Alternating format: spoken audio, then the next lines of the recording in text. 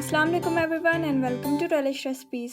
रायता बनाना हर किसी को आता है, लेकिन आज मैं आपके साथ शेयर करने जा रही हूँ रायते की एक ऐसी रेसिपी जो आपने पहले कभी नहीं खाई होगी। मैं ये रायते की रेसिपी एक अलग और यूनिक तरीके से बनाऊंगी, तो आपने वीडियो को एंड तक देखना है ताकि कोई भी स्टेप मिस ना हो। तो चलते हैं रेसिपी की तरफ। मार्बल ग्राइंडर में 1 टेबलस्पून अनारदाना ऐड कर दें। इसको अच्छी तरह से पीस कर इसका पाउडर बना दें।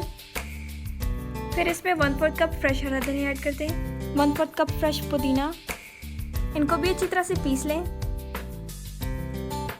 फिर इसमें 1 अदद कटी हुई हरी मिर्च ऐड कर दें। मैं इनको पीसने के लिए ग्राइंडर भी यूज़ कर सकती थी, लेकिन देसी तरीके से करने का अपना ही मज़ा है। इसको भी अच्छी तरह से पीस लें और फिर इसको साइड पे रख दें। मैंने 1 अदद हरे प्याज को ले लिया है।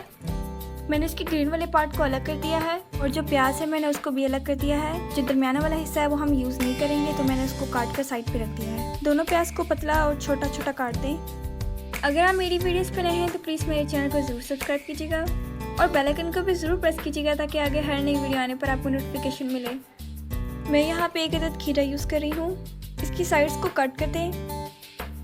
कट करने के बाद इसको कद्दूकश कर दें। ये पार्ट पूरी रेसिपी की जान है, इसी की वजह से ये रायता सब रायतों से अलग है। बाउल में आधा किलो दही ऐड कर दें। फिर इसमें अनारदाना, पुदीना और धनिया का पेस्ट ऐड कर दें। फिर इसमें चॉप्ड प्याज ऐड कर दें, 1/4 कप बारीक कटे हुए टमाटर। लास्ट में जिस खीरे को कद्दूकश किया था उसको ऐड कर दें। मेरी वीडियोस को अपने दोस्तों के साथ और रिश्तेदारों के साथ ज़रूर शेयर करें। फिर इसमें ½ टीस्पून नमक ऐड कर दें, ½ टीस्पून काली मिर्च, ½ टीस्पून ज़ीरा। इसके अलावा इसमें और कोई मसाले ऐड नहीं होंगे और इन सबको आपस में मिक्स कर दें। लीजिए दोस्तों, हमारा मज़ेदार और यूनिक रायता तैयार है। आपने यकीनन ये रायता पहले कभी नहीं खाया होगा। इस गर्मी में आप रायते की न्यू रेसिपी को अपनाएं और खाने के मज़े उड़ाएं। अपना रखें ढेर सारा ख्याल। तो मिलते हैं कल नई रेसिपी के साथ। अल्लाह हाफिज़।